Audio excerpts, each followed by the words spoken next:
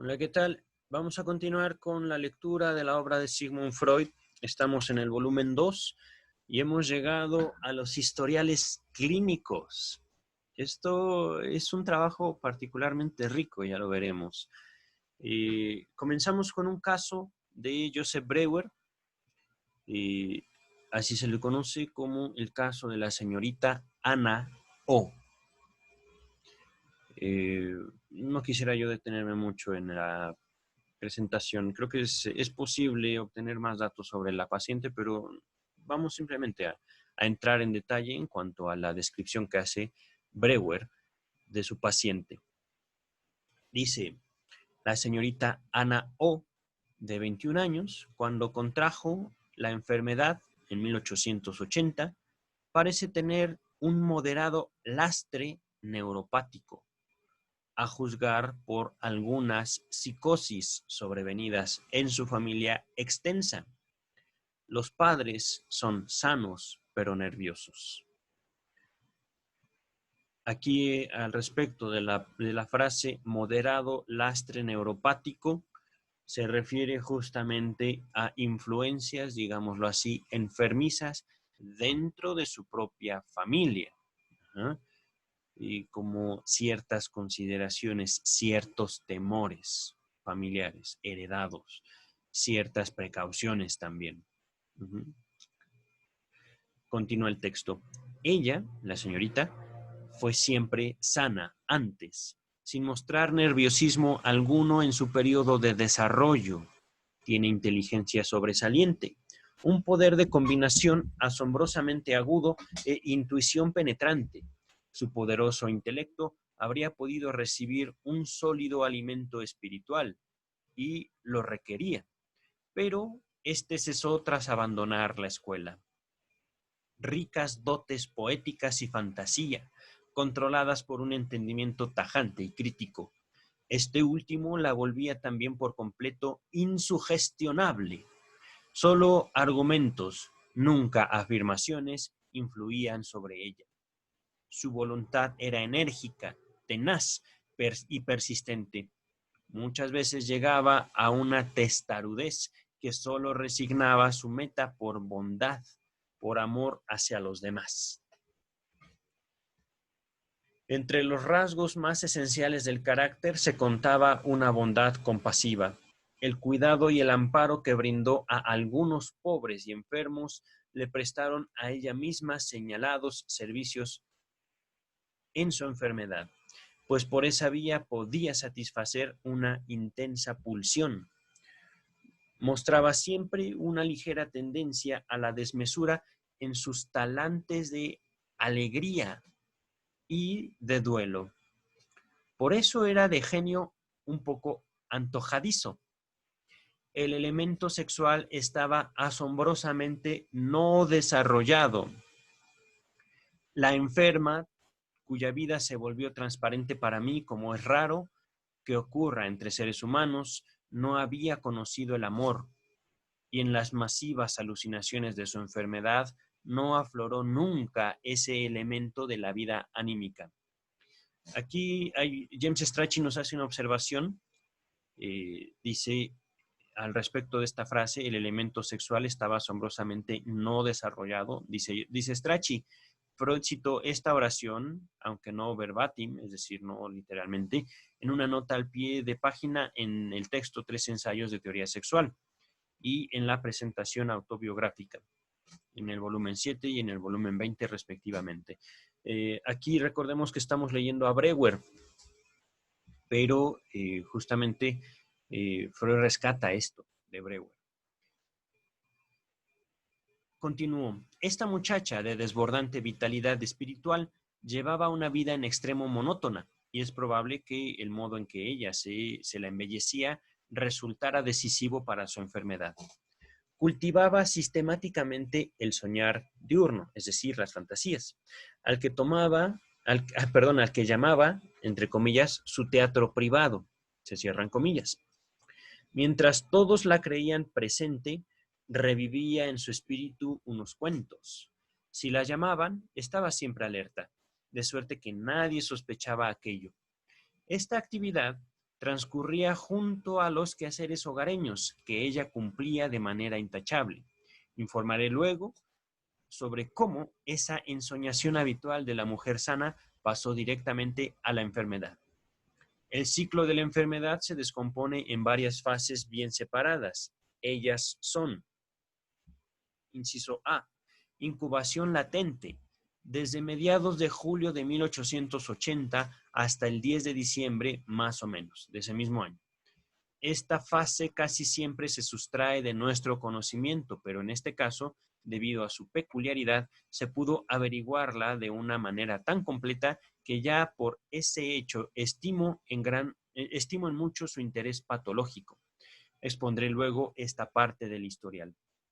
Inciso B.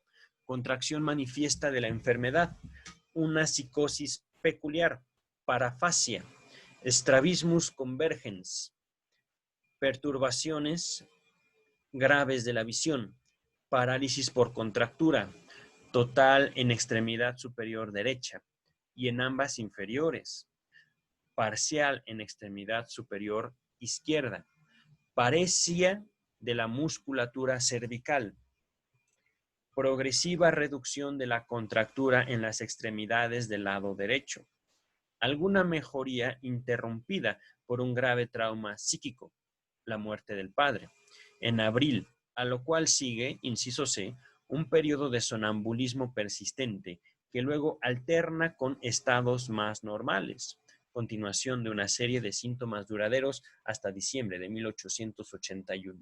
Inciso D. Progresiva involución de esos estados y fenómenos hasta junio de 1882. En julio de 1880, el padre de la paciente, a quien ella amaba con pasión, contrajo un absceso de peripleuritis,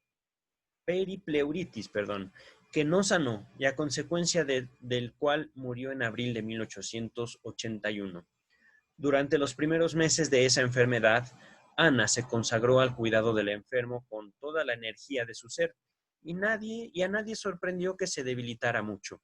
Nadie, quizá tampoco la propia paciente, sabía lo que le estaba sucediendo, pero poco a poco empeoró tanto su estado de debilidad, anemia, asco ante los alimentos, que para su máximo dolor se alejaron del cuidado, para su máximo dolor la alejaron del cuidado del enfermo.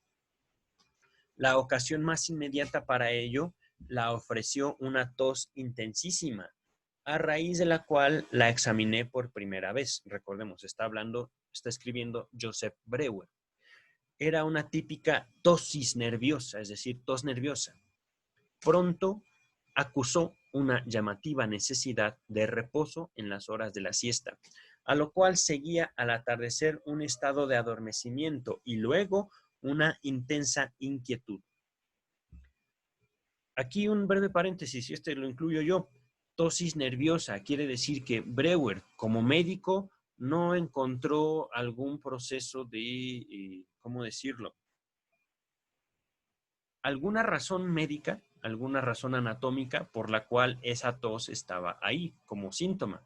Simplemente era un síntoma nervioso, un síntoma histérico, un síntoma de neurosis. Continúa el texto. A comienzos de diciembre surgió el strabismus convergens. Un oculista lo explicó erróneamente como paresia de un abductor.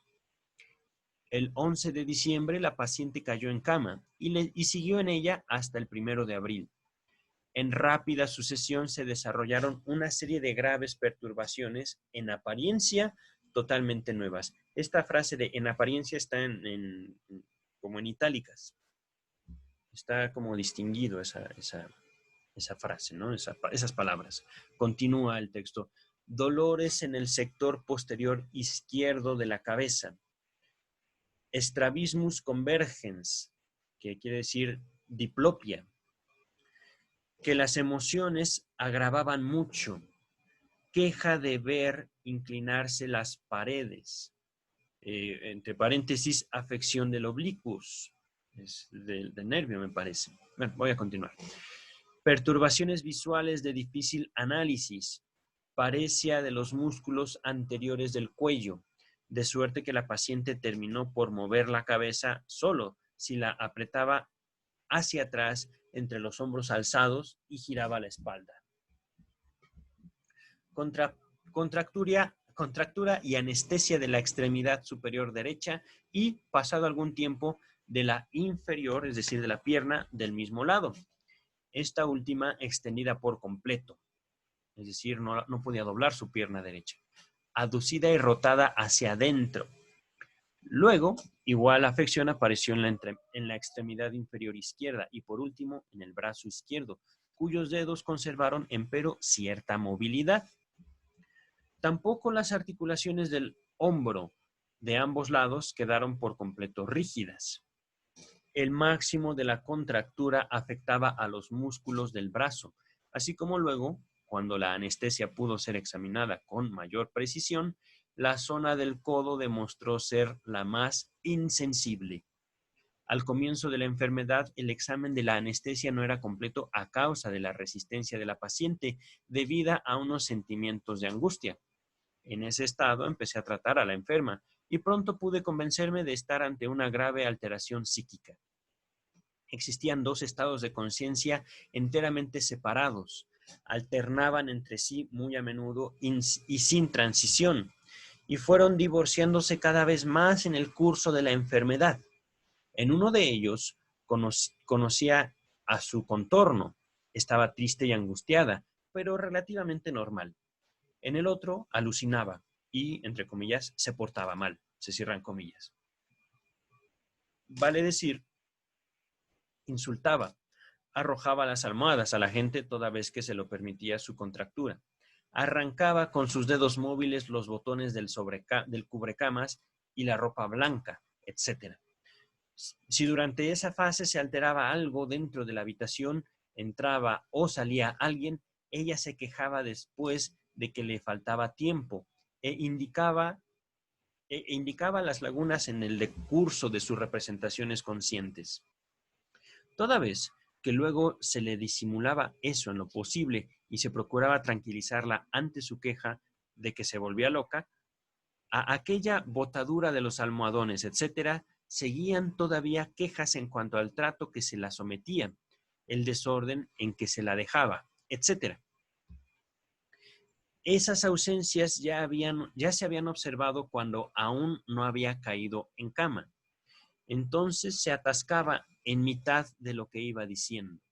Repetía las últimas palabras y tras breve lapso retomaba el hilo. Poco a poco esto tomó las dimensiones descritas y en el apogeo de la enfermedad, cuando la contractura le afectó también el lado izquierdo, solo por breves lapsos estaba casi normal durante el día, pero las perturbaciones desbordaban también sobre los momentos de conciencia relativamente clara. Rapidísima alternancia de tales extremos, fugacísima alegría, de ordinarios sentimientos de angustia grave, oposición empecinada a todas las prescripciones terapéuticas, angustiosas alucinaciones sobre unas serpientes negras que tal le parecían sus cabellos, cintas, etcétera. Tras eso, ella misma se exhortaba a no ser tan tonta, pues que eran solo sus cabellos, etc. En momentos de claridad total, se quejaba de las profundas tinieblas que invadían su cabeza, de que no podía pensar, se volvía ciega y sorda. Tenía dos yoes, el suyo real y uno malo, que la constreñía a un comportamiento díscolo, etc. A las siestas caía en una somnolencia que duraba más o menos hasta pasada 1 hora de la puesta del sol. Luego despertaba, se quejaba de que algo la martirizaba, o más bien repetía siempre el infinitivo martirizar, martirizar. Después, simultánea a la formación de las contracturas, sobrevino una profunda desorganización funcional del lenguaje. Primero se observó que le faltaban palabras y poco a poco esto cobró incremento. Luego, su lenguaje perdió toda gramática toda sintaxis, la conjugación íntegra del verbo. Por último, lo construía todo mal, las más de las veces con un infinitivo creado a partir de formas débiles del participio y el pretérito sin artículo. En un desarrollo ulterior también le faltaron casi por completo las palabras. Las rebuscaba trabajosamente entre 4 o 5 lenguas y entonces apenas si se la entendía. En sus intentos de describir al principio hasta que la contractura, en sus intentos de escribir al principio hasta que la contractura se lo impidió por completo, lo hacía en ese mismo dialecto. Durante 2 semanas enteras cayó en total mutismo y en sus continuados y tensos ensayos de hablar no profería sonido alguno. Aquí, por vez primera, se volvió claro el mecanismo psíquico de la perturbación. Yo sabía que algo la había afrentado, entre paréntesis, mortificado, se cierra paréntesis, mucho. Y se había decidido a no decir nada. Cuando lo hube colegido, es decir, cuando lo entendió Breuer, y la compelí a hablar acerca de ello, desapareció la inhibición que hasta entonces le imposibilitara. Además, cualquier otra proferencia. Esto coincidió en el tiempo con el retorno de la movilidad en las extremidades del lado izquierdo, en marzo de 1881. La parafasia cedió, es decir, que ya dejó de afectarla, parafasia. Pero ahora solo hablaba en inglés, al parecer sin saber lo que hacía. Al parecer sin saber que lo hacía. Reñía con la enfermera, quien desde luego no la entendía. Recordemos, estamos hablando de Viena, es decir, todos hablan alemán. Solo varios meses después logré convencerla de que hablaba en inglés. Y esto es fabuloso. Imagínense a alguien que habla sin saber que habla en particular, en un idioma en particular. Ella dice, bueno, ¿por qué no me entiendes? Es que estás hablando en inglés, querida, y yo hablo en alemán. No, no es cierto, estoy hablando en alemán. Eso es algo fabuloso, en verdad. Fabuloso. Es asombroso la histeria. Vamos a continuar, perdón. Empero, es decir, ella, la paciente, Anao, entendía a su contorno germanohablante, es decir, de habla alemana. Ella entendía el alemán, pero hablaba inglés sin saber que hablaba inglés. Es fascinante, en verdad. Solo en momentos de gran angustia el lenguaje se le denegaba por completo o mezclaba entre sí los más diversos idiomas, para que vean la genialidad de la histeria. Esto es una histeria y es un comentario mío. Era genial esta mujer. Vamos a continuar. En sus horas mejores, más libres, hablaba en francés o italiano. Entre esos periodos y aquellos en que hablaba en inglés, existía una amnesia total, es decir, ella no recordaba nada. Entonces se dio también el estrabismo, es decir, la conducta de sus nervios oculares, que por último parecía únicamente en caso de emoción violenta. Volvió a mover la cabeza. Recordemos que ella hacía algo así, ¿no? Encogía los hombros para mover la cabeza porque el cuello le dolía muchísimo. No podía mover el cuello, simplemente tenía que encogerse para poder voltear. Continúa el texto. El 1 de abril abandonó la cama por primera vez. Pero el 5 de abril murió su padre, endiosado por ella, y a quien en el curso de su propia enfermedad solo había visto por breve tiempo y raras veces. Era el más grave trauma psíquico que pudiera afectarla. A una emoción violenta siguió un profundo estupor, es decir, como un atontamiento, podríamos llamarlo así, como un estado permanente de cansancio, de sueño, de justamente, digo, ahorita solo puedo usar la palabra hipnoide que tanto lo han repetido los autores en la comunicación preliminar. Este estupor duró cerca de 2 días y del que salió en un estado muy alterado. Estamos hablando de Ana. Ajá. Continuaron la contractura del brazo y la pierna del lado derecho, así como la anestesia no profunda de esos miembros. Subsistió un alto grado de estrechamiento del campo visual.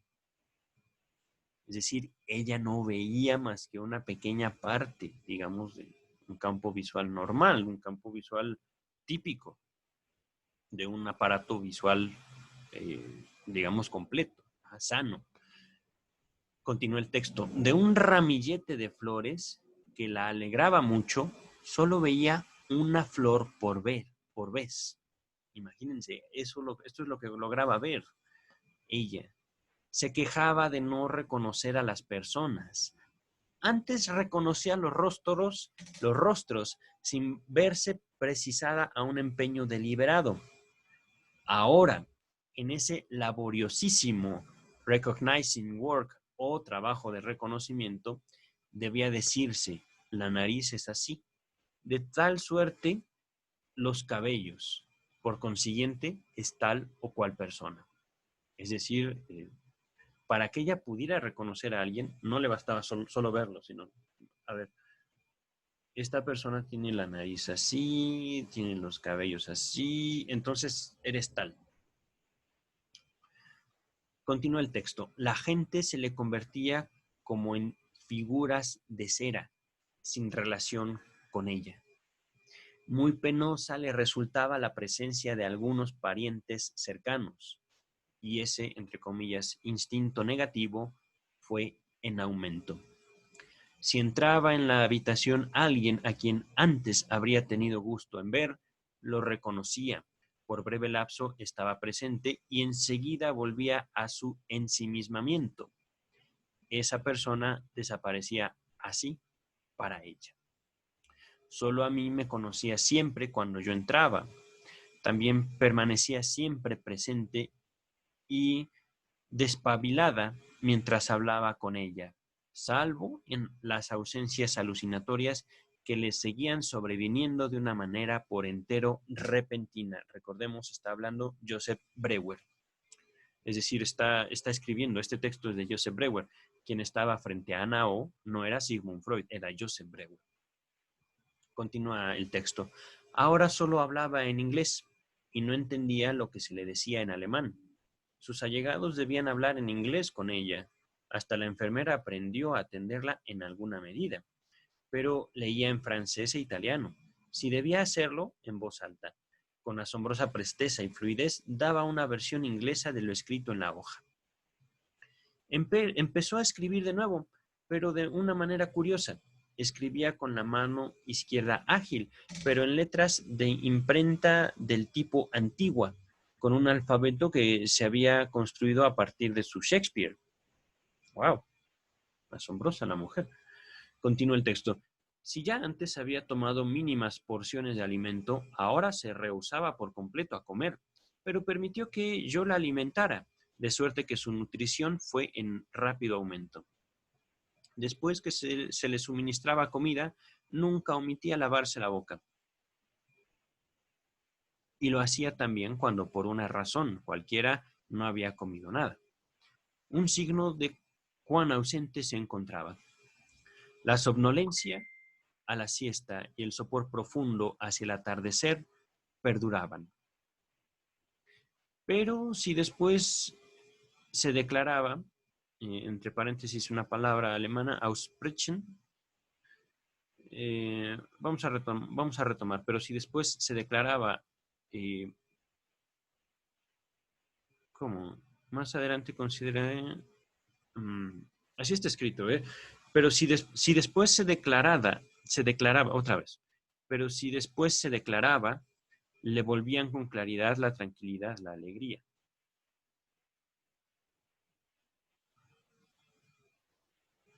Se declaraba. Sí, declaraba. No entiendo a qué se refiere Breuer con este párrafo. La somnolencia, la siesta, el sopor profundo. Se declaraba. Lo que entiendo de este párrafo es que, digamos, La paciente tenía estados de atención, estados de conciencia muy alternantes, aunque se podría notar una somnolencia durante ciertos periodos del día, pero fuera de estos periodos tenía hasta cierto punto claridad, tranquilidad y alegría. Uh-huh. Se declaraban, pero si después se declaraban, no entiendo.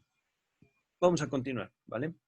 Ahorita, si ustedes gustan revisarlo, estoy en la página 52, pero vamos a continuar para no detenernos mucho en esta porción que Freud, digo que Breuer no, no entiendo qué quiere decir. Continúa el texto. Ese estado relativamente tolerable no duró mucho. Unos 10 días después de la muerte de su padre, se llamó a un médico en consulta. Ella lo ignoró absolutamente, como a todos los extraños, mientras yo le hacía demostración de todas sus rarezas. That's like an examination. Eso es como un examen, dijo riendo cuando le hice leer en voz alta un texto en francés que ella pasó al inglés. El médico extraño procuraba meter baza, no sé qué, hacerse notable en vano. Meter baza, no sé qué sea una baza, está escrita con B labial, B grande, A-Z-A. Ustedes pueden buscarlo, realmente es una expresión que ahorita voy a simplemente omitir en su indagación. Continúa el texto. Era la verdadera alucinación negativa, es decir, una alucinación, digamos, positiva, una alucinación en un sentido típico. Estamos viendo algo que no está ahí, pero esta paciente era un ejemplo de cómo puede existir también una alucinación negativa. No ve algo que está ahí. Ajá. Entonces, retomemos. Era la verdadera alucinación negativa que después se ha producido tan a menudo por vía experimental. Por fin, el médico consiguió quebrar esta alucinación negativa soplándole humo al rostro. De pronto, ella vio a un extraño.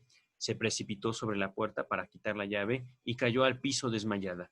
Siguió un breve ataque de cólera y luego uno de fuerte angustia que pude apaciguar con gran trabajo. Desdichadamente debí partir de viaje esa misma tarde y cuando regresé varios días después hallé muy empeorada a la enferma. Se había abstenido totalmente de comer durante ese tiempo. Sentimientos de angustia la anegaban, es decir, la inundaban. En sus ausencias alucinatorias proliferaban figuras terroríficas, calaveras, esqueletos. Como al vivir estas cosas las teatralizaba diciéndolas en parte, sus allegados las más de las veces conocían el contenido de estas alucinaciones. A la siesta, somnolencia. Somnolencia. Repito, a la siesta, es decir, a cierto periodo del día, somnolencia. Ella, es decir, estaba como adormecida. Hacia el atardecer, la hipnosis profunda para la cual ella había hallado la designación técnica de clouds, o nubes en inglés. Si luego podía referir las alucinaciones del día, despertaba con mente clara, tranquila, alegre, se ponía a trabajar, dibujaba o escribía durante la noche con pleno uso de razón. Hacia las 4 se metía en cama y por la mañana la misma escena recomenzaba, igual al día anterior. Era en extremo llamativa esa oposición entre enferma diurna enajenada, asediada por alucinaciones, y la muchacha con plena claridad espiritual por las noches. A pesar de esta euforia nocturna, su estado psíquico siguió empeorando cada vez más. Sobrevinieron intensos impulsos suicidas, que volvieron imposible que siguiera residiendo en un tercer piso. Por eso se la trasladó contra su voluntad a una cama de campo de las cercanías de Viena el 7 de junio de 1881.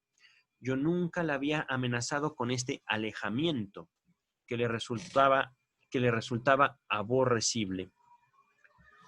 Pero ella lo esperaba y temía en silencio. También con esta ocasión se volvió patente el dominio que sobre su perturbación psíquica ejercía el afecto de angustia. Así como tras la muerte de su padre le sobrevino un estado calmo, también se tranquilizó ahora, después que se produjo lo que temía. No, en verdad, sin que los primeros 3 días con sus noches siguientes a la mudanza los pasara sin dormir ni probar bocado, con repetidos intentos de suicidio, que en el jardín no eran peligrosos, rotura de ventanas, etc. Alucinaciones sin ausencia, lo cual las diferenciaba enteramente de las otras. Después se tranquilizó, tomó el alimento que le suministraba a la enfermera y también cloral al anochecer. Además de describir la ulterior trayectoria, debo retroceder una vez más y exponer una peculiaridad del caso que hasta ahora solo rocé de pasada. Ya señalé que en todo el ciclo anterior diariamente aquejaba a la enferma una somnolencia a las siestas, que hacia el atardecer se convertía en sueño profundo, entre paréntesis clouds. Es muy verosímil derivar esta periodicidad simplemente de las circunstancias que rodearon su cuidado del padre, al que se había consagrado durante meses. Por la noche velaba junto al lecho del enfermo o permanecía en su cama despierta hasta la mañana, al acecho y llena de angustia. Y a la siesta se recostaba para reposar algún tiempo, como casi siempre suele hacerlo una persona en su situación.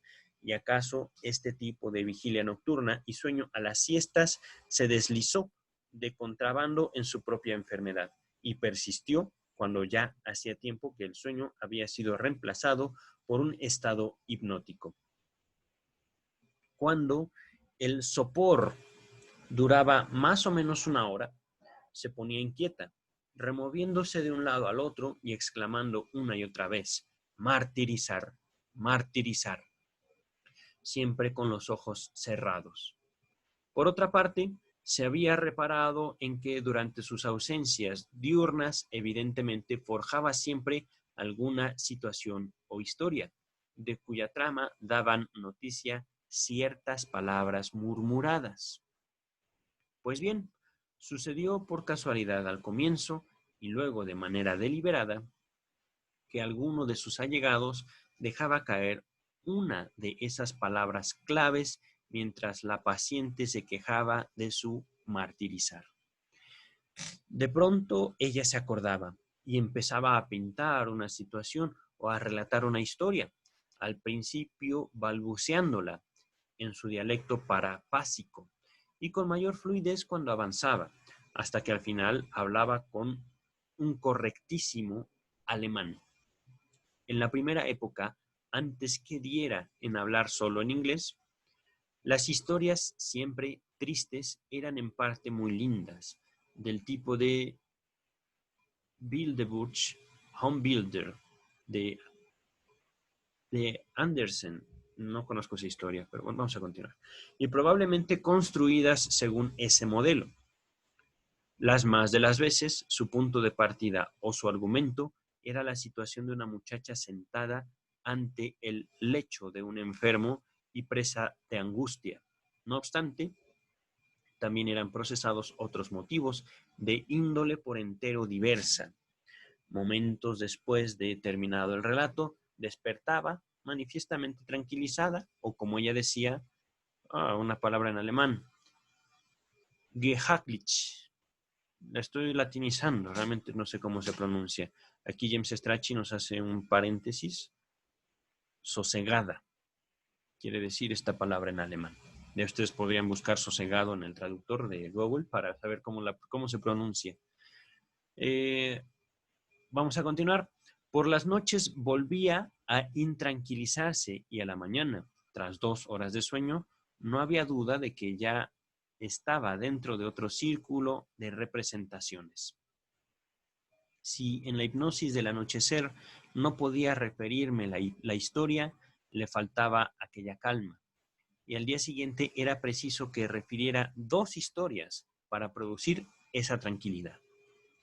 Lo esencial del fenómeno descrito, la acumulación y condensación de sus ausencias en la autohipnosis del anochecer, la eficacia de los productos fantásticos como estímulo psíquico y el alivio y eliminación del estado estimulador mediante su declaración en la hipnosis permaneció constante a lo largo del medio año de observación que restaba.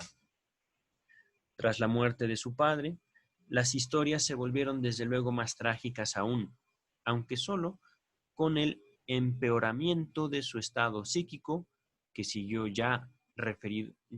al ya referido violento quebrantamiento de su sonambulismo. Esos informes del anochecer perdieron el carácter de una creación poética más o menos libre y se trocaron en unas series de alucinaciones temerosas, terroríficas, que ya a lo largo del día se podían deducir del comportamiento de la enferma. Pero ya he descrito cuán completa era la liberación de su psique después que, sobrecogida de angustia y horror, había reproducido y declarado todas esas imágenes terroríficas. En el campo, donde yo no podía visitar a la enferma diariamente, el asunto se desarrolló del siguiente modo.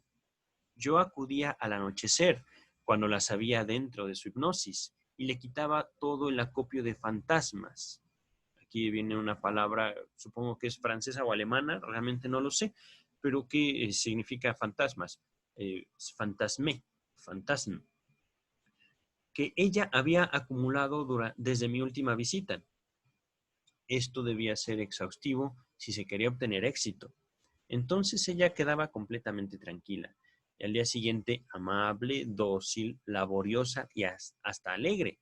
Pero al día subsiguiente cada vez más caprichosa, terca, desagradable, lo cual tomaba incremento al tercer día. En este talante ni siquiera en la hipnosis era siempre fácil moverla a declarar, procedimiento para el cual ella había inventado el nombre serio y acertado de talking cure, o bien en español, cura de conversación, y el humorístico chimney sweeping, o limpieza de chimenea. Ella sabía que tras la declaración perdería toda su testarudez y, entre comillas, energía. Y cuando, a raíz de un intervalo más largo, ya estaba de mal humor, rehusaba, entre comillas, conversar, se cierran comillas. Y yo debía arrancarle las palabras, esforzándola, y con ruegos y algunos artificios, como empezar yo mismo pronunciando una fórmula inicial estereotipada de sus historias. De todas maneras, solo hablaba después de que se había convencido de mi identidad, tanteando con cuidado mis manos. Las noches en que no se había conseguido el sosiego por declaración, era preciso recurrir al cloral, es decir, a un tratamiento, supongo que era naturista, natural, no sé realmente qué era el cloral, estamos hablando, recordemos, de 1880. Viena de 1880, ¿qué era el cloral? No lo sé, pero vamos a continuar. Antes ya lo había intentado alguna vez, pero ahora debí suministrarle 5 gramos y al sueño le precedía una embriaguez que duraba horas, estando yo presente. Esa embriaguez era alegre, pero en mi ausencia emergía un desagradable estado de emoción angustiosa. Señalo de pasada que esa severa embriaguez no modificaba en nada la contractura. Yo había podido evitar los narcóticos porque la declaración traía consigo al menos tranquilidad, si bien no sueño, es decir, se ponía tranquila, pero no le daba sueño, no dormía la muchacha.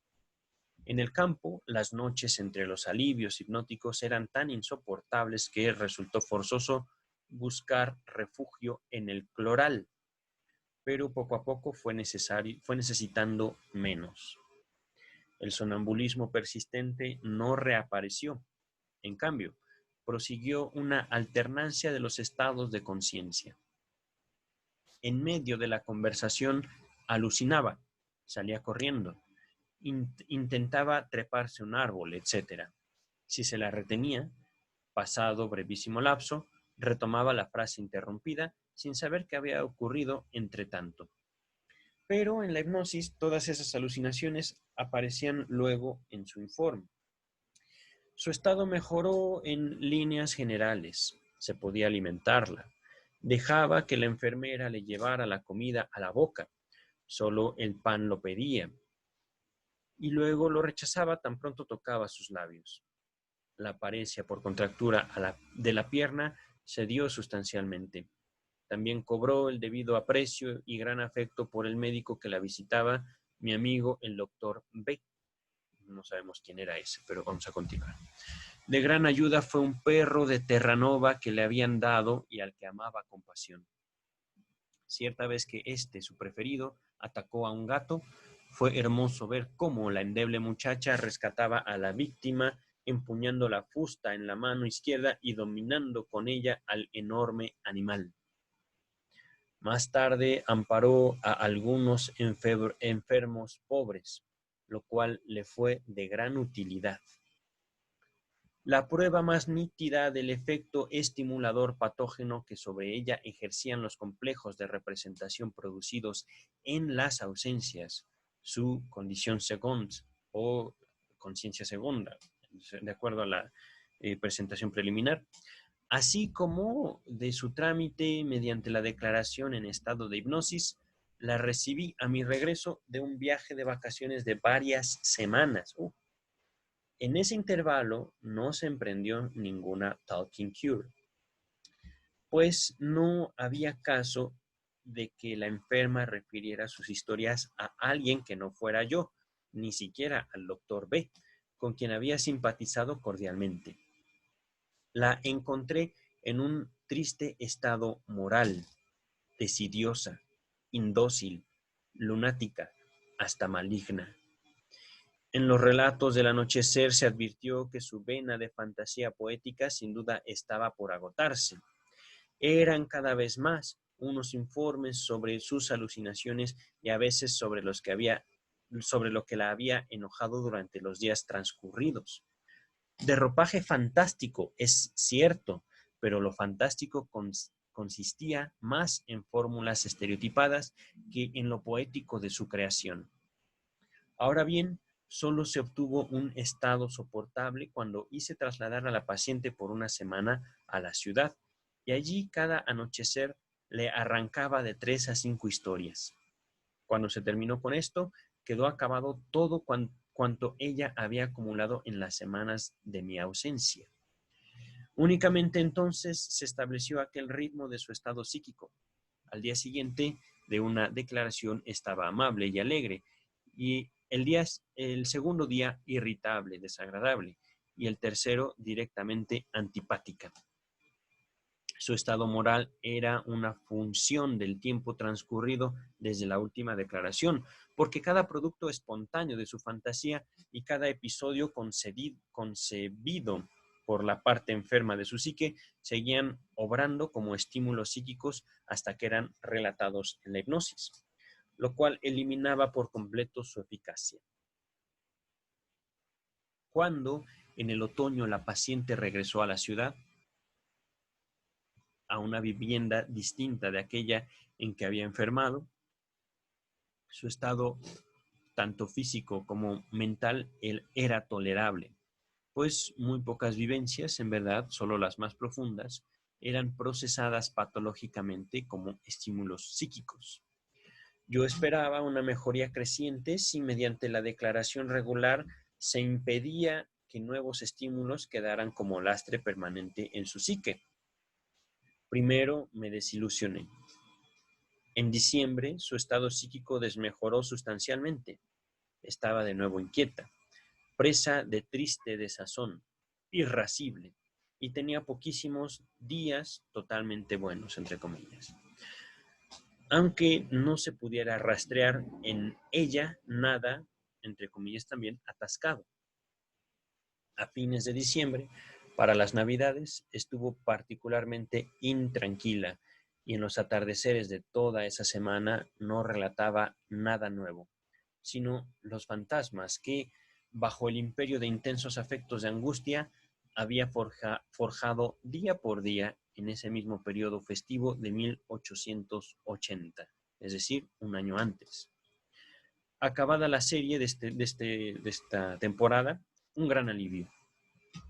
Así se renovaron su separación del padre, su caída en cama, y a partir de ahí su estado se aclaró y sistematizó de una manera muy curiosa.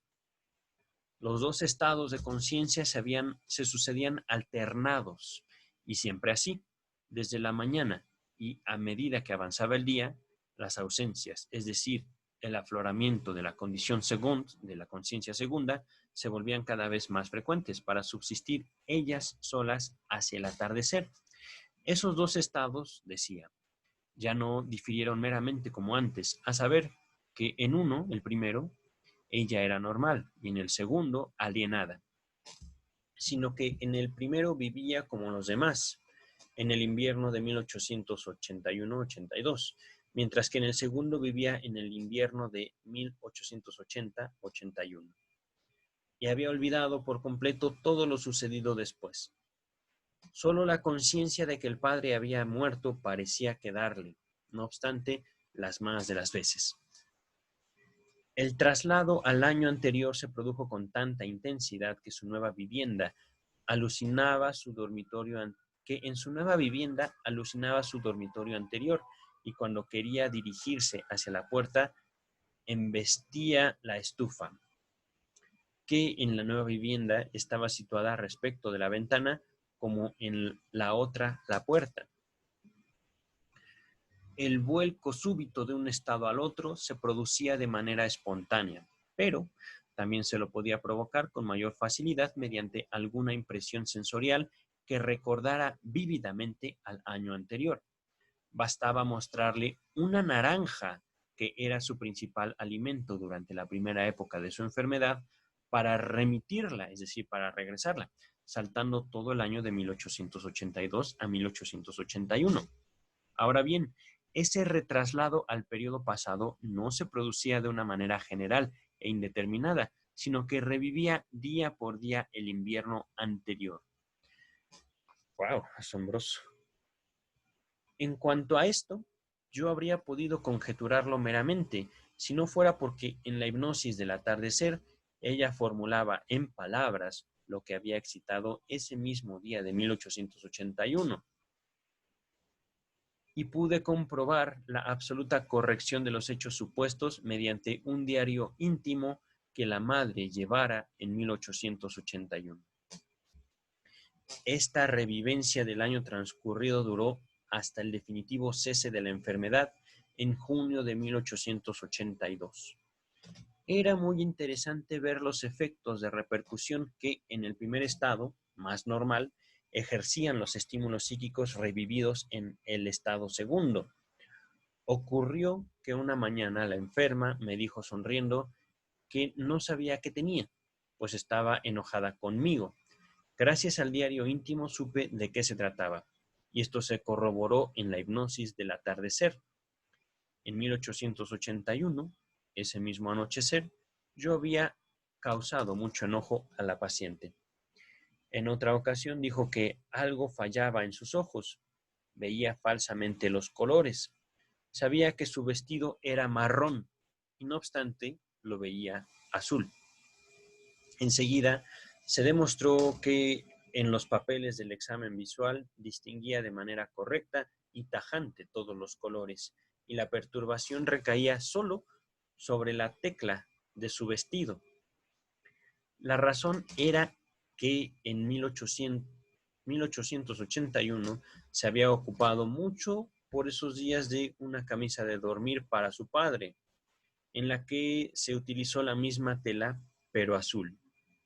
Y aún solía patentizarse, es decir, hacerse evidente, un efecto anticipado de estos recuerdos emergentes. La perturbación del estado normal sobrevenía ya, es decir, ya llegaba, mientras que el recuerdo solo poco a poco despertaba para la condición second, la conciencia segunda. Aquí James Strachey nos hace una observación. Un fenómeno similar se presenta en el caso de Casil M. Ya lo veremos en la página 90, ahorita estamos en la 58. Continuó con el texto de Breuer. Si la hipnosis del anochecer ya estaba muy recargada, pues no debían apalabrarse solo los fantasmas de producción reciente, sino también las vivencias y las vexaciones o disgustos. Ah, vejaciones. Debe ser una palabra en alemán, inglés o francés, pero no lo sé. Debe ser inglés. Vejaciones, vejations, vexations. Disgustos de 1881. Ok, entonces voy a repetir. Si la hipnosis del anochecer ya estaba muy recargada, pues no debían apalabrarse solo los fantasmas de producción reciente, sino también las vivencias y las vejaciones de 1881. Por suerte ya había eliminado los fantasmas de 1881 en aquel momento. Está hablando Breuer. La suma de trabajo a realizar por la paciente y el médico aumentaba todavía enormemente en virtud de una tercera serie de perturbaciones singulares que era preciso tramitar de igual manera. Qué asombroso. Qué valor también de Breuer. Continúo. Los sucesos psíquicos de la incubación de la enfermedad de julio a diciembre de 1880, que habían producido el conjunto de los fenómenos histéricos y con cuya declaración desaparecieron los síntomas. Asombroso. La primera vez que por una declaración casual no provocada en la hipnosis del anochecer desapareció un síntoma que ya llevaba largo tiempo, quedé muy sorprendido. En el verano hubo un periodo de intenso calor y la paciente sufrió mucho a causa de la sed. Entonces, y sin que pudiera indicar razón alguna, de pronto se le volvió imposible beber, tomar. Tomaba en su mano el ansiado vaso de agua, pero tan pronto lo tocaban sus labios, lo arrojaba de sí como si fuera una hidrofóbica, es decir, como si la paciente tuviera pavor del agua. Era evidente que durante esos segundos caía en estado de ausencia. Solo vivía a fuerza de frutas, melones, etc., que le mitigaban su sed martirizadora. Cuando esa situación llevaba ya unas 6 semanas, se puso a razonar en estado de hipnosis acerca de su dama de compañía inglesa, a quien no amaba, y refirió entonces con todos los signos de la repugnancia cómo había ido a su habitación y ahí vio a su perrito, ese asqueroso animal, beber de un vaso.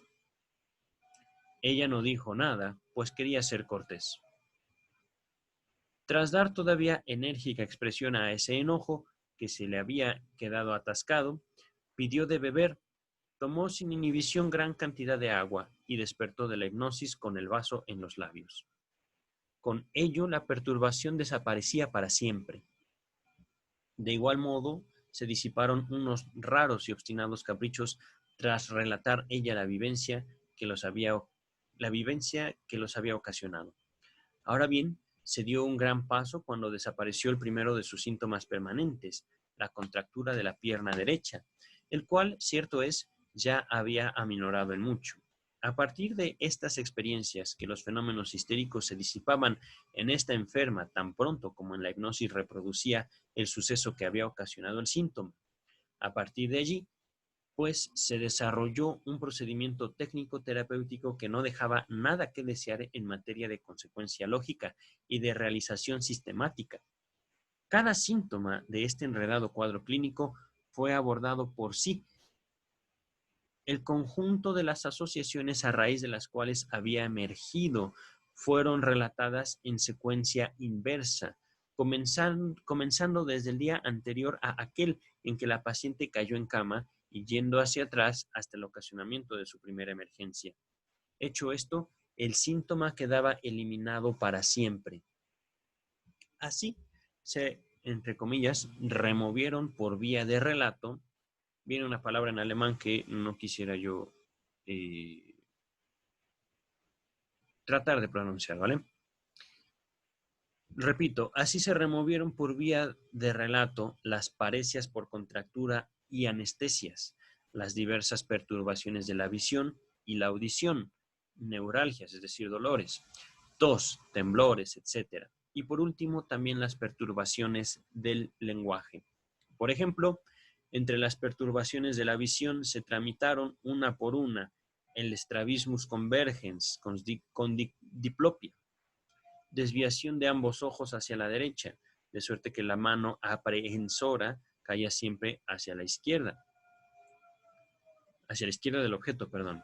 Limitación del campo visual, ambliopia central, macropsia, visión de una calavera en vez del padre, incapacidad para leer. Sustraídos de este análisis, permanecieron solo fenómenos aislados que se habían desarrollado mientras guardaba cama, como la propagación de la paresia por contractura al lado izquierdo, que probablemente no tuviera en verdad ningún ocasionamiento psíquico directo.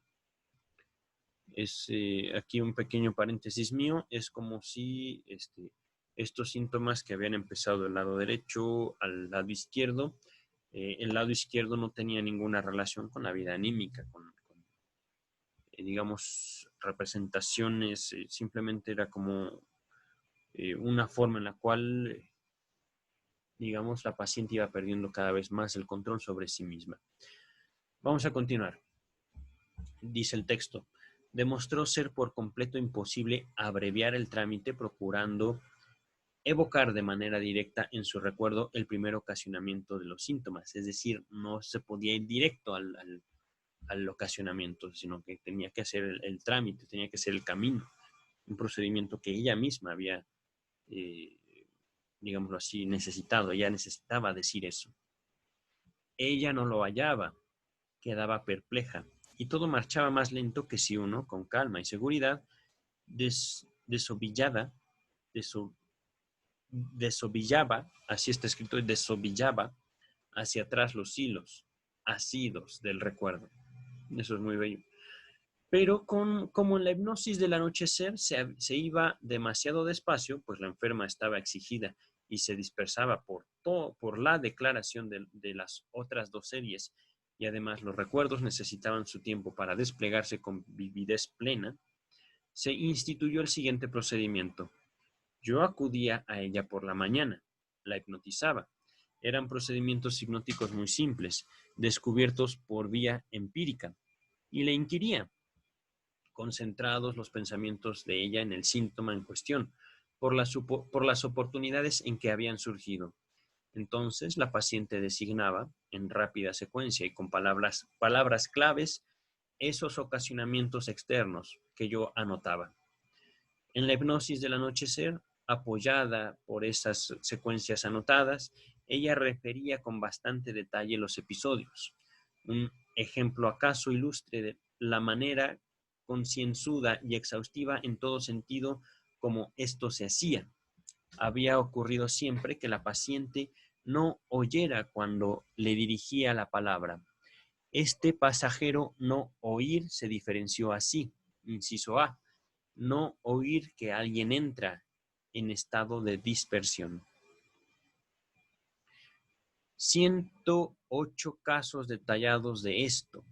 Indicación de las personas y circunstancias a menudo de la fecha. La primera vez cuando no oyó entrar a su padre. No comprender cuando hablan varias personas. 27 veces. La primera también entre el padre y un conocido. Inciso C. No oír cuando, estando sola, se le dirige la palabra directamente. 50 veces. Origen, que el padre en vano le dirigía la palabra para pedirle vino. Inciso D. Ponerse sorda por sacudimiento en carruajes, etc. 15 veces. Origen, que su hermano más joven la había sacudido en tren de reyerta una vez que la sorprendió espiando a la puerta del dormitorio del enfermo, es decir, su padre. Inciso E. Ponerse sorda por terror a un ruido. 37 veces.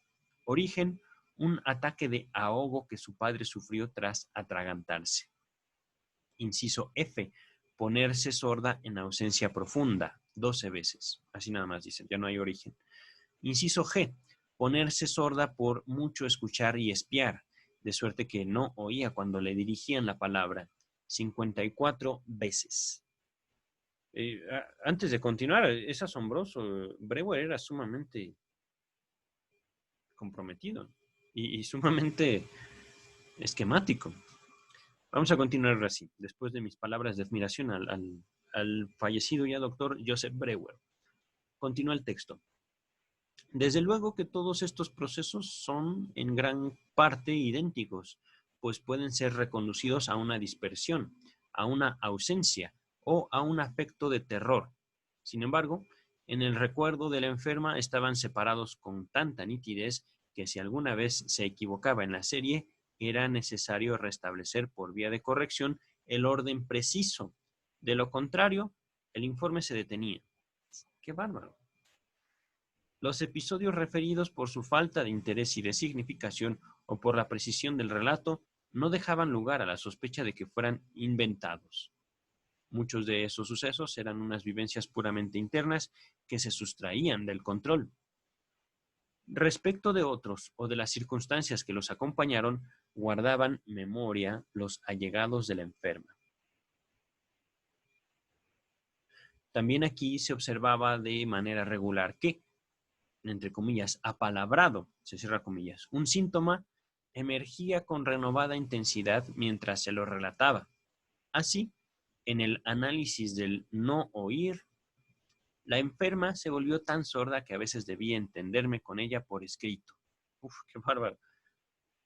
Aquí James Strachey nos hace una observación, la número 3, dice Freud alude más extensamente a esto, donde designa a este fenómeno como la intromisión del síntoma, literalmente intervenir en la conversación.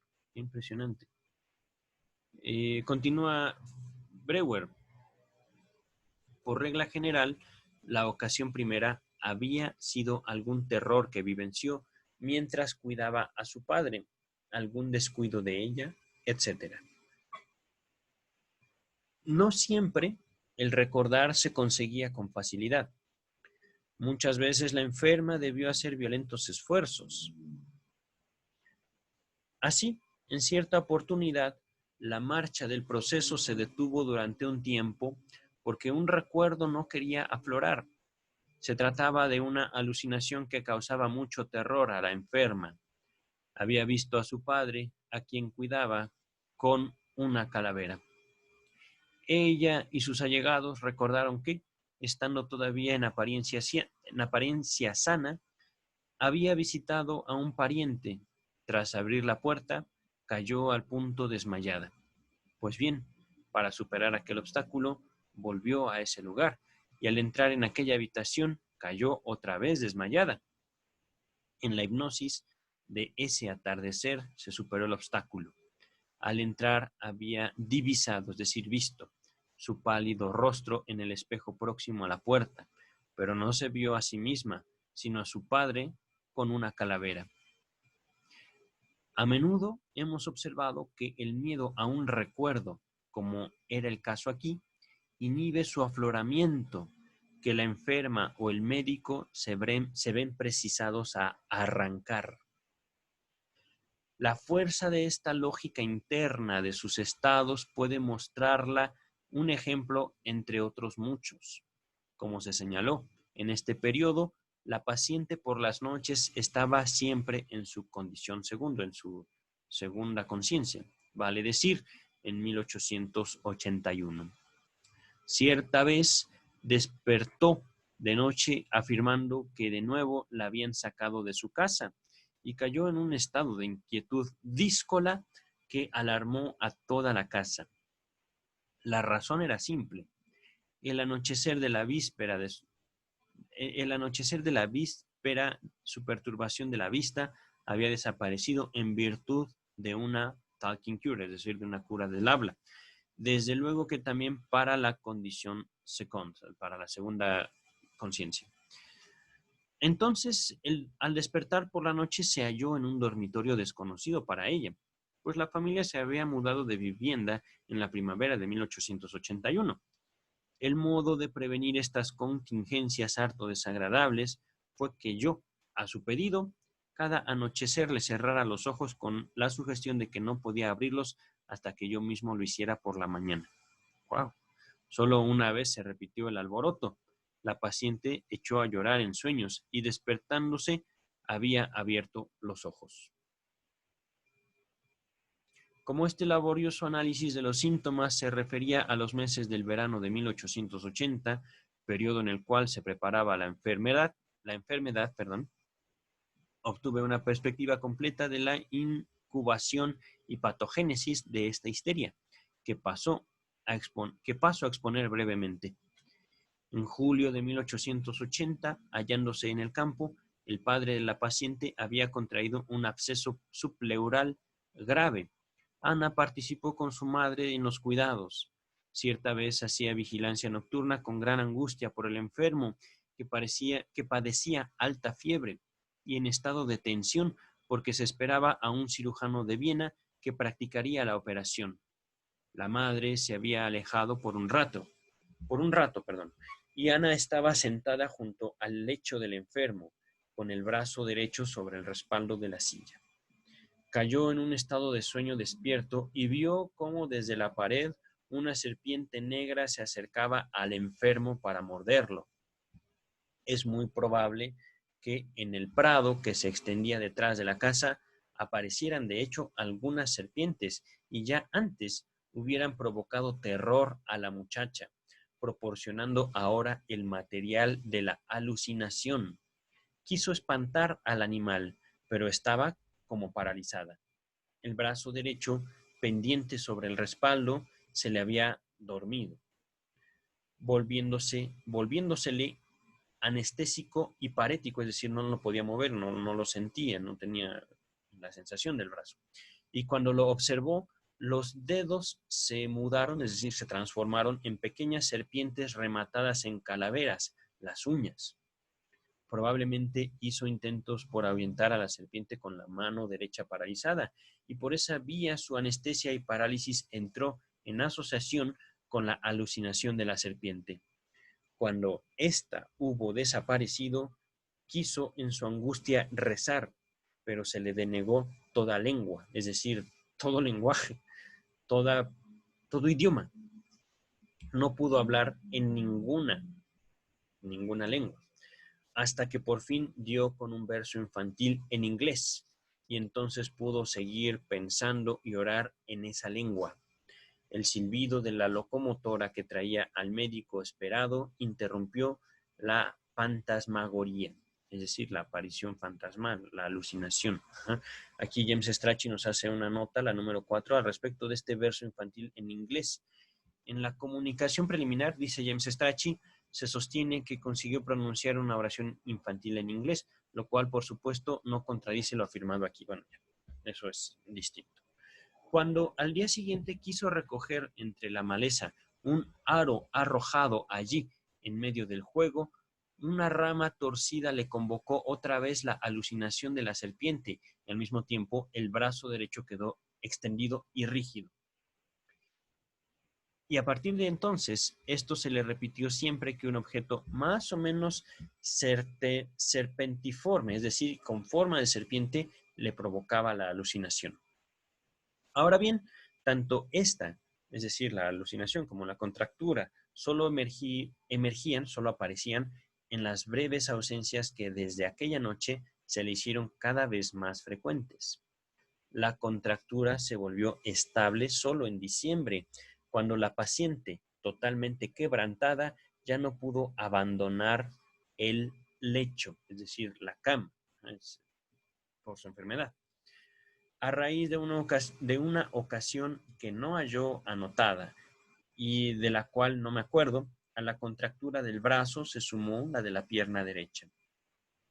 Así se creó la inclinación a las ausencias autohipnóticas.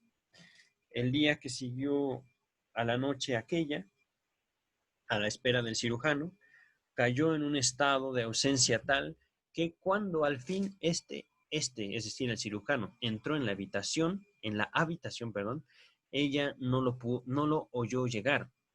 El constante sentimiento de angustia la estorbaba al comer y poco a poco le produjo un asco intenso. Pero en todos los demás casos, los diversos síntomas histéricos le sobrevinieron en estados afectivos. No es del todo claro si en ellos la paciente entraba en una ausencia momentánea total, pero es probable, pues, en la vigilia no se sabía nada de la trama en su conjunto. Sin embargo, muchos síntomas parecen no haber emergido en estado de ausencia, sino en estados de afecto durante la vigilia despierta, repitiéndose luego como los otros. Así, el conjunto de perturbaciones de la visión se recondujeron a ocasiones singulares, más o menos claramente determinadas, determinantes. Por ejemplo, la paciente estaba sentada, con lágrimas en los ojos, junto al lecho del enfermo, de su padre. Cuando éste le preguntó de pronto qué hora era, ella no veía claro. Hizo un esfuerzo, acercó el reloj a sus ojos y entonces la esfera se le apareció muy grande, macropsia, es decir, ve las cosas muy grandes, y strabismus convergens, es decir, no es capaz de enfocar, digámoslo así. O bien se esforzó por sofocar las lágrimas para que el padre no las viera. ¡Wow! Impresionante. Una reyerta, así está escrito, no sé qué signifique. Una reyerta en la que sofocó su respuesta le causó un espasmo de glotis que se repetía a raíz de todo ocasionamiento parecido. El lenguaje se le denegaba, inciso A, por angustia desde la primera alucinación nocturna, inciso B, desde una vez que volvió a sofocar una exteriorización o una inhibición activa, inciso C, desde una vez que la reprendieron injustamente, inciso D, a raíz de todas las ocasiones análogas o afrentas, es decir, como esta ocasión en donde la castigaron, la reprendieron, la regañaron injustamente. La tos le sobrevino por primera vez cuidando ella al enfermo, es decir, a su padre. Le llegaron los sones de una música bailable desde una casa vecina y le creció el deseo por encontrarse ahí, deseo que despertó sus autorreproches. Desde entonces, y por el tiempo que duró su enfermedad, reaccionaba con tos nerviosa frente a cualquier música de ritmo marcado. Aquí, cuando les compartí tos nerviosa, yo lo que traduzco aquí está en italiano, me parece, o en francés. Tusis nervosa. Vamos a continuar. No lamento demasiado que lo incompleto de mis notas me impida aquí reconducir cada rasgo histérico a sus ocasionamientos. La paciente lo hizo en todos los casos, con la excepción antes mencionada. Y según ya lo he descrito, cada síntoma desaparecía tras el relato de la primera ocasión. De esta manera llegó a su término la histeria íntegra. La propia enferma se había trazado el firme designio de terminar con todo para el aniversario de su traslado al campo, el 7 de junio. Por eso, a comienzos de junio cultivó la talking cure, la cura por la palabra, con grande, emocionante energía. El último día reprodujo con el expediente de disponer la habitación, como lo estuvo la de su padre, la alucinación angustiosa antes referida y que había sido la raíz de toda su enfermedad, aquella en que solo pudo pensar y rezar en inglés. Inmediatamente después habló en alemán y quedó libre de las incontables perturbaciones a que antes estuviera expuesta. Aquí James Strachey nos hace la nota número 5, está un poco extensa. En una oportunidad, Freud me dijo, señalándome con el dedo este pasaje del libro, que había una laguna en el texto. Se refería al episodio que puso fin al tratamiento de Ana O y me lo narró a continuación. Esto está fuerte. Aludió brevemente a él en su contribución a la historia del movimiento psicoanalítico. Volumen 14, página 11, donde, adoptando el punto de vista de Breuer, lo llamó un suceso adverso. Y en la presentación autobiográfica, volumen 20, página 26, hizo un relato mucho más completo del asunto en su carta a Stefan Zweig del 2 de junio de 1932. Ernest Jones relata todo el incidente en su biografía de Freud, en volumen 1, páginas 246 y siguientes. Bastará decir que, Cuando el tratamiento había llegado en apariencia a una consumación favorable, la paciente exteriorizó de pronto una intensa transferencia positiva no analizada hacia Breuer, que de inévoca naturaleza sexual. Es decir, Ana O le dijo a Breuer, ¿qué onda? Se enamoró Ana O de Breuer. Según Freud, fue esto lo que movió a Breuer a postergar por tantos años la publicación del historial clínico y lo llevó a la postre a rehusar toda colaboración a Freud en las ulteriores investigaciones de este. Oye, pero es que como no, básicamente Breuer había vivido con Ana ahí, la veía día y noche, la muchacha no comía si no estaba Breuer presente. Eso es impresionante, digo, ya les había manifestado mi asombro por el interés y el compromiso de Breuer por esta paciente. Yo me preguntaba, ¿cómo hacía un médico para hacer todo eso y tener otros pacientes? Yo lo veo muy difícil, pero bueno, no sé cómo lo habrá hecho Breuer. No sé incluso si ahora sí la familia de Ana O era muy rica económicamente y le permitía a Breuer solo depender de ver a una paciente. Eso me asombra, en verdad. Pero bueno, vamos a continuar, ya no estamos lejos de terminar este caso. Regresando a la narración de Breuer. Dejó entonces Viena para efectuar un viaje, pero hizo falta más tiempo todavía para que recuperara por completo su equilibrio psíquico, mental, es decir. A partir de ese momento gozó de una salud perfecta. Aunque he omitido numerosos detalles no carentes de interés, el historial clínico de Ana O ha cobrado una extensión mayor de la que parece merecer la contracción de una histeria, cosa en verdad no insólita. Pero era imposible exponer el caso sin entrar en los detalles, y atribuyo a sus peculiaridades una importancia tal que disculpa la prolijidad del informe, es decir,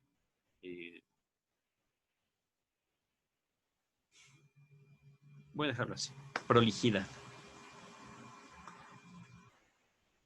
Tampoco los huevos de equinodermo son interesantes para la embriología porque lo sea en particular el erizo de mar, sino porque su protoplasma es transparente y lo que en él se ve permite inferir lo que acaso suceda en huevos de protoplasma opaco. Aquí es esta frase de Breuer es como tiene que ver con toda su formación científica. James Strachey nos hace aquí una observación. La número 6, la misma analogía fue empleada por Freud años más tarde en el texto Experiencias y ejemplos extraídos de la práctica analítica. Continúa Breuer. El interés de este caso reside sobre todo, a mi entender, en la notable transparencia y el carácter explicable de su patogénesis, es decir, del origen de su enfermedad, de su patología. Como predisponentes a contraer histeria, hallamos en la muchacha todavía completamente sana dos peculiaridades psíquicas. Número 1, el excedente de movilidad, viene una palabra en alemán que no voy a pronunciar, y de energías psíquicas no empleado en la monótona vida familiar y sin correspondiente en un trabajo espiritual, sobrante que se aligera en el continuado y progresivo trabajar de la fantasía y que produce, número 2, el soñar despierto habitual o, como lo conocía la paciente, su teatro privado, con el cual se crea el terreno para la disociación de la personalidad mental, es decir, la escisión, ya lo habíamos visto, esta formación de una conciencia segunda, de una double conscience, de una, digámoslo así, de un estado alterado de conciencia, que convivía al parejo al mismo tiempo con el otro y que a veces imperaba uno, a veces imperaba el otro, dentro de la propia paciente, dentro de su vida, dentro de su cuerpo incluso. Continúa el texto. Sin embargo, ese soñar permanece todavía dentro de las fronteras de lo normal. El ensoñarse, como el meditar mientras se realiza una tarea más o menos mecánica, en sí mismos no condicionan ninguna decisión patológica de la conciencia, puesto que cualquier perturbación de ellos, un llamado, por ejemplo, restablece la unidad normal de aquella, y además no subsiste amnesia alguna, pero en Anao creaba el terreno sobre el cual, de la manera descrita, se establecía el afecto de angustia y de expectativa, después que éste hubiera recreado la ensoñación habitual como ausencia alucinatoria. Es notable cuán acabadamente afloraron ya, en esta primera manifestación de la enfermedad incipiente, los rasgos capitales que luego permanecían constantes a lo largo de casi 2 años. La existencia de un estado de conciencia segunda que, habiendo emergido primero como ausencia pasajera, se organizaría más tarde como double conscience, como una conciencia segunda. La inhibición del lenguaje condicionada por el afecto de angustia, con el aligeramiento contingente, es decir, parejo, a través de un verso infantil en inglés. Luego, parafasia, pérdida de la lengua materna, sustituida por un excelente inglés. Por último, la parálisis causal del brazo derecho por opresión, que más tarde se desarrolla en una paresia por contractura y anestesia del lado derecho. El mecanismo de la génesis de esta última afección responde por entero a la teoría de Charcot sobre la histeria traumática, estado hipnótico en el que sobreviene un trauma leve. Pero, mientras que en los pacientes en quienes Charcot produjo experimentalmente la parálisis histérica, esta última quedó enseguida estabilizada, y en los afectados de neurosis traumática, conmovidos por un terror intenso, ella se instaló enseguida en el sistema nervioso de nuestra joven, el sistema nervioso de nuestra joven ofreció resistencia exitosa por unos 4 meses todavía. La contractura, como las otras perturbaciones que poco a poco se aliaron, advenían solo en las ausencias momentáneas dentro de la condición segunda, de la conciencia segunda, de la condición segunda, y dejaban a la paciente, mientras duraba su estado normal, en plena posesión de su cuerpo y de sus sentidos, de suerte que ni ella misma sabía nada de eso, ni tampoco vieron nada los allegados, cuya atención, por lo demás, estaba concentrada en el padre gravemente enfermo, y así desviada de ella. Ahora bien, en la medida en que desde aquella primera autohipnosis alucinatoria se acumularon las ausencias con amnesia total y fenómenos histéricos concomitantes, se multiplicaron las oportunidades para que se formaran nuevos síntomas de esta índole y para que los ya formados se afianzaran en una repetición frecuente. A ello se sumó que cada vez más cualquier afecto penoso y repentino le producía los mismos efectos que una ausencia, si es que no producía siempre una ausencia momentánea. Coincidencias casuales formaban asociaciones patológicas, perturbaciones sensoriales o motrices que desde entonces reaparecían simultáneamente con el afecto, pero todavía de manera solo momentánea y pasajera. Antes de caer en cama, la paciente ya había desarrollado toda esa gran colección de fenómenos histéricos sin que nadie lo supiese. Solo cuando la enferma, debilitada en extremo por la inanición, el insomnio y el permanente afecto de angustia, sufrió con un total quebranto, encontrándose más tiempo en la condición segunda, en la segunda conciencia, que en el estado normal, los fenómenos histéricos desbordaron también sobre este último y, de unos fenómenos que sobrevenían en forma de ataques, se mudaron en síntomas permanentes. Cabe preguntarse ahora si las indicaciones de la enferma son confiables y si los fenómenos tuvieron realmente la génesis y el ocasionamiento señalados por ella. Por lo que atañe a los procesos más importantes y básicos, para mí está fuera de duda la confiabilidad de su informe. No aduzco aquí la desaparición de los síntomas después que ella los aventara relatándolos. Viene otra palabra en alemán, no me voy a meter ahí. Se la podría explicar como mero resultado de la sugestión. Es que yo hallé a la enferma siempre enteramente veraz y confiable. Las cosas relatadas se entramaban de la manera más íntima con lo que era más sagrado para ella. Se corroboró por completo todo cuanto admitía el control de otras personas. Ni aun la muchacha más talentosa sería capaz de edificar un sistema de indicaciones caracterizado por una lógica interna tan grande como la presentada aquí en el historial de desarrollo de su enfermedad. Pero no se puede rechazar de antemano la posibilidad de que justamente por el rigor de esa lógica atribuyera a muchos síntomas, con la mejor buena fe, un ocasionamiento que en verdad no existió. No obstante, tampoco creo correcta esta conjetura. El carácter nimio, es decir, fino, delicado, de tantas ocasiones, lo irracional de muchas tramas, abogan por su realidad. Es decir, era tan subjetivo que no podía ser real, irreal, era auténtico. Y continúa Breuer.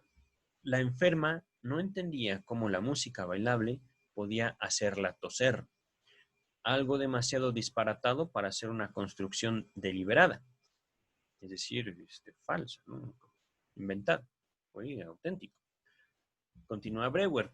Para mí, en cambio, era bien concebible que cualquier escrúpulo de su conciencia moral le causara su notorio espasmo de glotis, y que sus impulsos motores que sentía esta muchacha muy amante del baile se mudaran en una tos nerviosa, ¿vale? Ahí está en italiano, no sé, francés, pero dejémoslo en tos nerviosa. Dejémoslo en español. Considero, pues, enteramente confiables y veraces las indicaciones de la enferma. Ahora bien, ¿hasta dónde está justificada la conjetura de que también en otros enfermos el desarrollo de la histeria sería análogo y ocurrirían cosas semejantes aún donde no se organizara con tal relieve y nitidez una una segunda conciencia? Quiero hacer notar que ni la enferma ni el médico habrían llegado a conocer este historial de desarrollo patológico de no haber presentado ella la peculiaridad de recordar en la hipnosis de la manera descrita y de relatar lo recordado. En la vigilia nada sabía de todo eso. Por tanto, en los otros casos de el examen clínico de la persona despierta no puede determinar cómo sucedieron las cosas, pues aún mediando su mejor buena voluntad, el paciente en estado de vigilia es incapaz de proporcionar información. Recordemos, estamos hablando de una conciencia segunda. Es como una memoria alimentada de lo que nosotros hemos ocultado. Esto lo puedo yo decir así por la lectura de la comunicación preliminar, ya que se compartió justamente antes de este texto, ¿vale? A ver dónde me quedé. Entonces, incapaz de proporcionar esa información. Ya he señalado cuán poco pudieron los allegados observar todos aquellos procesos. Entonces, solo con un procedimiento semejante al que las autohipnosis brindaron en el caso de Ana O, se podía discernir lo sucedido en otros pacientes. Por ahora, solo es lícita esta conjetura. ¿Acaso procesos de esta índole sean más frecuentes de lo que permitía suponer nuestra ignorancia del mecanismo patógeno? Cuando la enferma cayó postrada en cama y su conciencia oscilaba de continuo entre el estado normal y el estado segundo, y el ejercicio de sus síntomas histéricos generados separadamente y latentes hasta entonces se manifestó como un conjunto de síntomas permanentes, a este grupo de fenómenos se le reunió con otro. Parecían de diverso origen, la parálisis por contractura de las extremidades del lado izquierdo y la paresia del cuello. Los apartó porque, tras desaparecer en cierto momento, nunca volvieron a aflorar, ni como ataques, ni en forma indicativa, ni tampoco en la fase de cierre y de curación, en que todos los demás síntomas revivieron después de un prolongado letargo. Y en consonancia con ello, no se presentaron en los análisis hipnóticos, ni fueron reconducidos a ocasiones afectivas o fantaseadas. Por eso, me inclinaría a creer que no debieron su existencia al mismo proceso psíquico que los otros síntomas, sino a la propagación secundaria de aquel estado desconocido que constituye la base somática, es decir, corporal, de los fenómenos histéricos. Durante todo el trayecto de la enfermedad subsistieron uno junto al otro los dos estados de conciencia. El primario, en el cual la paciente era por entero normal psíquicamente, y el estado segundo, que bien podemos comparar con el sueño por su riqueza en fantasmas. Aquí viene otra vez la palabra, no sé si sea francesa, alemana, inglesa, fantasm, con PH en vez de F. Y alucinaciones por las grandes lagunas que presentaba su recuerdo y por el hecho de que sus ocurrencias carecían de inhibición y de control. En ese estado segundo, la paciente era alienada, es decir, actuaba como una persona distinta.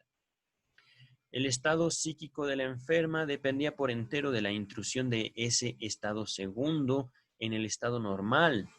Y esto, a mi parecer, brinda una buena visión sobre la esencia de una variedad, al menos, de psicosis histéricas. Cada hipnosis del anochecer ofrecía la prueba de que la enferma tenía toda claridad y orden mentales y era normal en su sentir y su querer, siempre que en lo inconsciente, esto está entre comillas, no obrara como estímulo algún producto del estado segundo. La psicosis franca, cada vez que un intervalo más largo separaba entre sí las aplicaciones de ese procedimiento aligerador, era prueba de lo mucho que esos productos influían sobre los procesos psíquicos del estado normal. Aquí hay una observación de James Strachey al respecto de la frase lo inconsciente. Recordemos que este es un texto de Breuer. Observación número 7 de James Strachey. Parece ser esta la primera oportunidad en que apareció en una obra impresa el término lo inconsciente, das Unbewusst, en su sentido psicoanalítico. Y este texto es de Breuer, recordemos. Continúa James Strachey.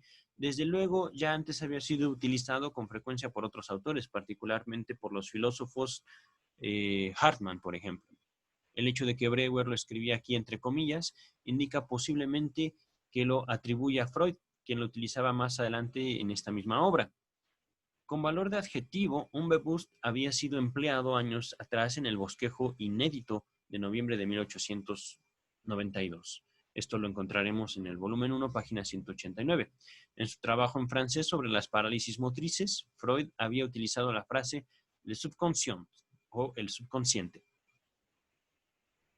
Y en la presente obra emplea el adjetivo subconsciente, Unterbewusst.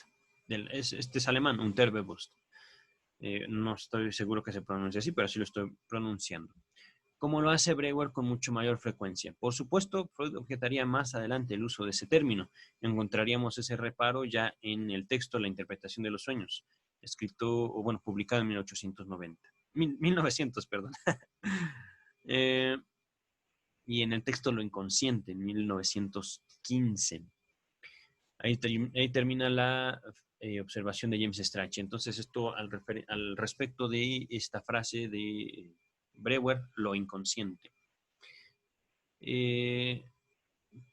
Vamos a continuar. Es difícil no avenirse, es decir, no notar, no apegarse a esta formulación.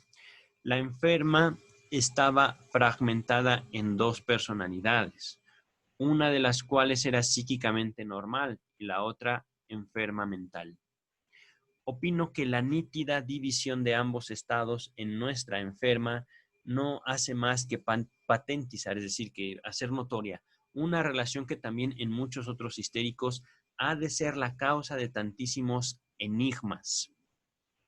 En Anao era particularmente llamativa la influencia de los productos del, entre comillas, yo díscolo, es decir, del yo malo, por decirlo de una manera. Continúa el texto, como ella misma lo designó, ella misma decía que tenía un yo díscolo, ¿no? Un yo malvado, sobre su hábitus moral, sobre su persona moral, digámoslo así, su forma habitual de ser. De no habérselo removido a medida que surgían, se habría vuelto una histérica de lo más turbulenta, terca, desagradable, mala. Pero tras el alejamiento de esos estímulos, una y otra vez salía a la luz y de inmediato su verdadero carácter, lo contrario de todo aquello. Pero por divorciados que estuvieran ambos estados, no solo el estado segundo se introducía en el primero, sino que, como la paciente misma lo expresaba, en algún rincón de su cerebro tenía su asiento un observador agudo y calmo que contemplaba los locos desvaríos, incluso de sus peores estados, y al menos lo hacía con frecuencia aún en estos, o al menos lo hacía con frecuencia aún en estos. Tal persistencia de un pensar claro durante el reinado de la psicosis cobró una expresión harto curiosa, cuando, al término de los fenómenos histéricos, la enferma caía en una depresión pasajera. Entre otros temores y autoacusaciones infantiles, decía que ella no estaba enferma, sino que todo había sido simulado. Como se sabe, ya muchas veces se han observado situaciones parecidas. Cuando ya transcurrida la enfermedad, los dos estados de conciencia vuelven a fusionarse en uno solo, los pacientes en ojeada retrospectiva se ven como una personalidad no dividida que supo de todos los dislates y creen que, con solo quererlo, los habrían impedido. Es decir, que habrían perpetrado adrede esas locuras. Por lo demás, ¿acaso esa persistencia de un pensar normal en el curso del estado segundo esté enormemente debilitada desde un punto de vista cuantitativo y en buena parte ni siquiera haya existido? En cuanto al hecho asombroso de que, desde el comienzo de la enfermedad hasta su término, todos los estímulos... Ay, me pasé. Un segundo. Todos los estímulos provenientes del estado segundo, así como sus consecuencias, se eliminaran duraderamente al ser declarados en la hipnosis. Ya lo he descrito y no tengo nada que añadir sobre él. Como no sea asegurar que no fue una invención mía sugerida a la paciente. Al contrario, me sorprendió en grado máximo y solo después de haberse producido una serie de tramitaciones espontáneas, desarrollé a partir de ahí una técnica terapéutica. La curación final de la histeria merece todavía algunas palabras.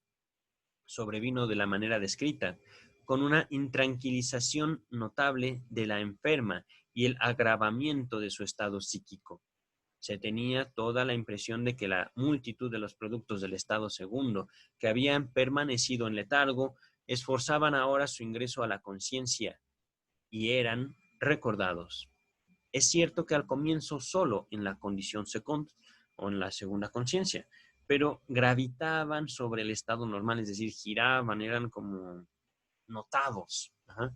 Y lo intranquilizaban, es decir, la enferma se daba cuenta de eso y no le era grato, no le era bonito para la enferma. Continúa Breuer. Cabe considerar la posibilidad de que en otros casos una psicosis punto terminal de una histeria crónica pueda tener igual origen. James Strachey nos hace aquí la observación número 8. Una amplia sinopsis y discusión de este material ocupa la mayor parte de la primera de las 5 conferencias sobre psicoanálisis que encontraremos en el volumen 11 de esta edición. Y aquí finaliza este caso de Ana O. Espero que les sea útil, espero que tengan la paciencia. No, es un caso bello, es un caso muy bello. También Breuer era un profesional muy comprometido, un médico asombroso, en verdad. Vamos a dar por terminado este video. Cuídense, por favor.